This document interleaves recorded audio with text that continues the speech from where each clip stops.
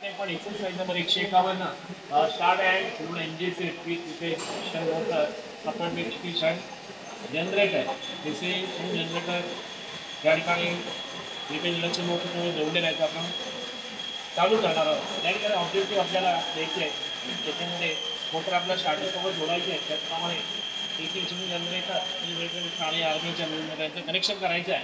त्याचप्रमाणे फ्लिपेज induction motor आपल्याला चालू करायची आहे आणि फील्ड रेग्युलेटर ॲडजस्ट करून आपल्याला व्होल्टेज निर्माण करायचे आहे। त्याचप्रमाणे पाचवा आहे त्या ठिकाणी एकत्रितपणे आपल्याला एमजी सेटची एफिशियन्सी काढायची।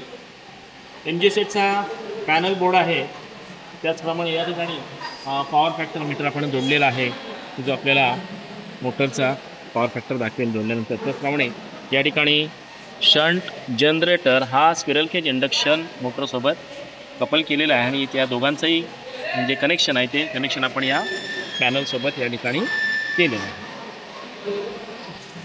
सर्किट डायग्रामनुसार आपण त्या ठिकाणी कनेक्शन केलेलं आहे पॅनल आणि एमजी सेटचं। डायग्रामप्रमाणे आपण या पॅनलचा आणि सर्किटचा आपण प्रयोग केलेला आहे।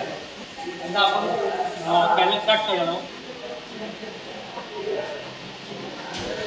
तुम्ही पाहू शकता AC व्होल्टेज 430 व्होल्ट आणि AC करंट 1.30 4मध्ये दाखवला आहे। DC व्होल्टेज 3.16 पुढे DC करंट आपण फील्डला करंट दिलं काही दाखवतो 0.0 दाखवत आहे। मोटरचं या ठिकाणी डेल्टा कनेक्शन झालेलं आहे, त्यामुळे मोटरचा आपल्याला लाईन करंट दाखवत आहे। आता मोटरचा रेफ्युटन्स मॅग्नेटिझममुळे मिळणारा आपला व्होल्टेज आता इथे दिसत आहे। फील्ड रिओस्टॅटद्वारे आता मी फील्ड करंट वाढवत आहे।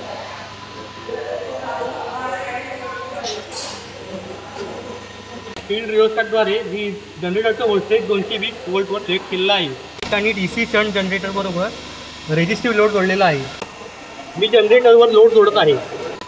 जनरेटरमध्ये लोड दिल्यावर मिळणारा लोड करंट तिथे आम्ही दर्शवलं आहे, त्याची मी नोंद घेतली आहे। जनरेटरवर आणखीन लोड जोडत आहे। आणखीन लोड वाढवल्यामुळे करंट 6.30 अँपिअर झालेला आहे। शंट जनरेटरची आउटपुट कॅपॅसिटी 2.5 kW आणि आर्मेचर करंट 10 अँपिअर आहे। मी जनरेटरवरती फुल लोड कॅपॅसिटी देत आहे। जनरेटरवर लोड दिल्यामुळे लोड करंट व आर्मेचर ब्रेकमुळे कमी झालेले व्होल्टेज या ठिकाणी दर्शवत आहे।